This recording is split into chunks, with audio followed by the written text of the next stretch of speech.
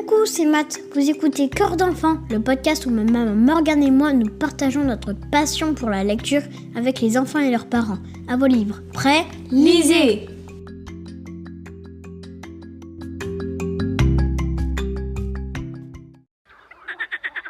Avec l'automne, j'ai souvent envie de me promener en forêt. Je rêve de vivre dans une cabane nichée dans le tronc d'un arbre centenaire, bercée par les bruits de la nature et par le chant des grenouilles. Moi aussi, ça tombe bien, c'est le titre de la BD qu'on vous présente. Oui, mais pas n'importe quelle BD, Matt. C'est tout un concept de 12 tomes que la créatrice a imaginé.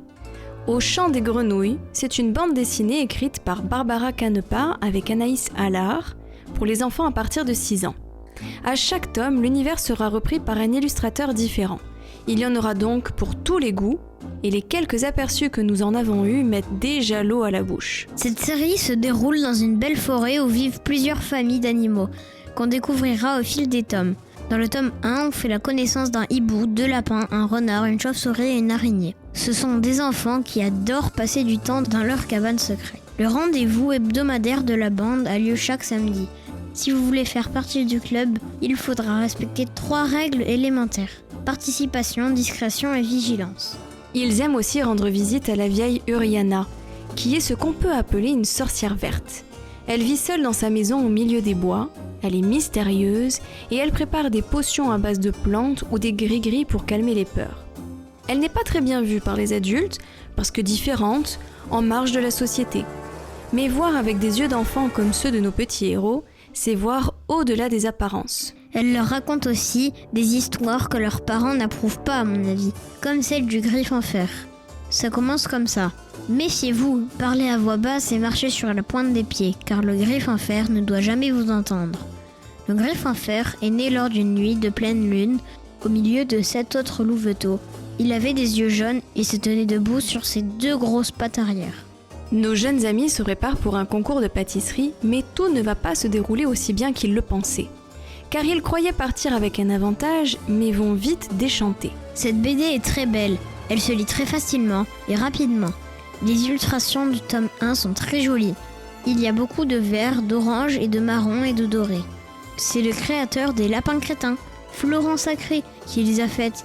Il y avait une première version couleur sépia. Derrière l'ambiance douce et les moments qui font sourire, on touche déjà du doigt des sujets qui seront probablement portés dans les tomes suivants. À savoir l'amitié, la tolérance, l'amour, la magie et les trésors qu'offre la nature. Ce tome 1 place le décor de ce qui sera sûrement une jolie aventure. Il sera très facile pour les enfants de s'identifier à ces personnages attachants et espiègles. De temps en temps, entre 2 pages, vous apprendrez comment soigner un mal de dents, vous en saurez plus sur les araignées et vous pourrez même cuisiner un gâteau à la betterave grâce aux pages d'encyclopédie réalisées par Giovanni Rigano. Moi, je crois que j'ai trouvé où passer l'hiver. J'ai préparé mon sac à dos qui m'accompagne. Moi!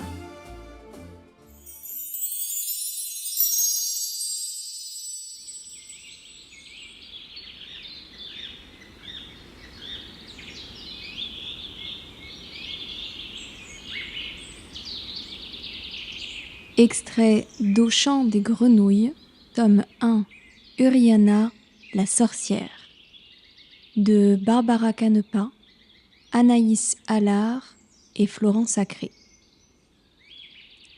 Méfiez-vous, parlez à voix basse et marchez sur la pointe des pieds, car le griffe en fer ne doit jamais vous entendre.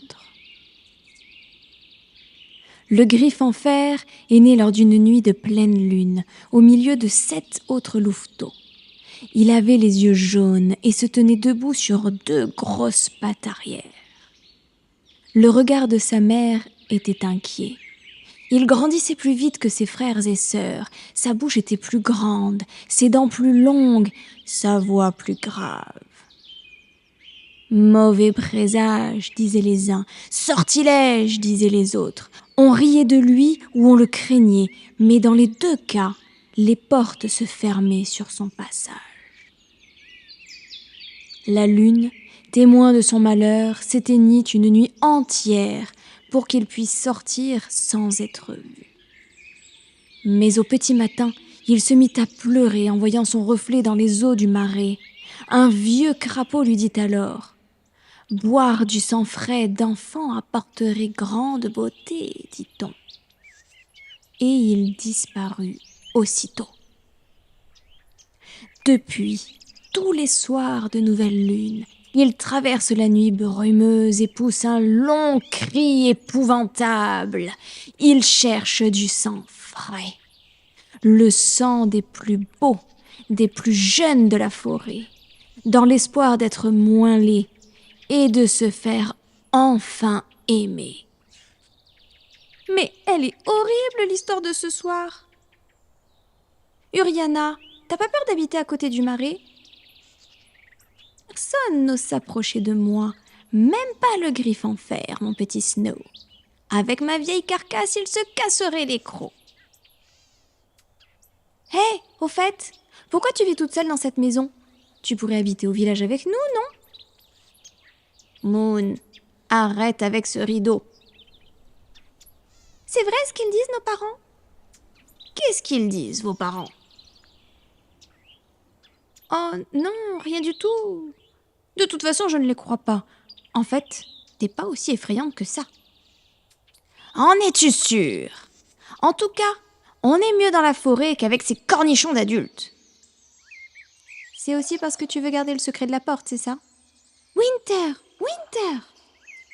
À chaque fois que j'essaie de l'ouvrir, j'y arrive jamais. Winter, ne t'ai-je pas dit de ne jamais t'approcher de cette porte ? Il y a derrière des souvenirs qu'il ne faut pas réveiller.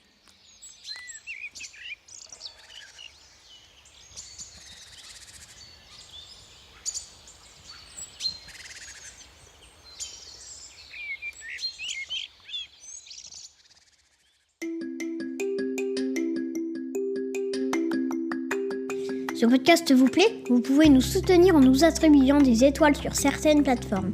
Ça permettra à d'autres enfants et parents de nous découvrir. Vous pouvez aussi nous retrouver sur les réseaux sociaux, Instagram et Facebook. Les liens sont en description. Vous pouvez suivre notre actualité et nous écrire. On vous attend. Salut !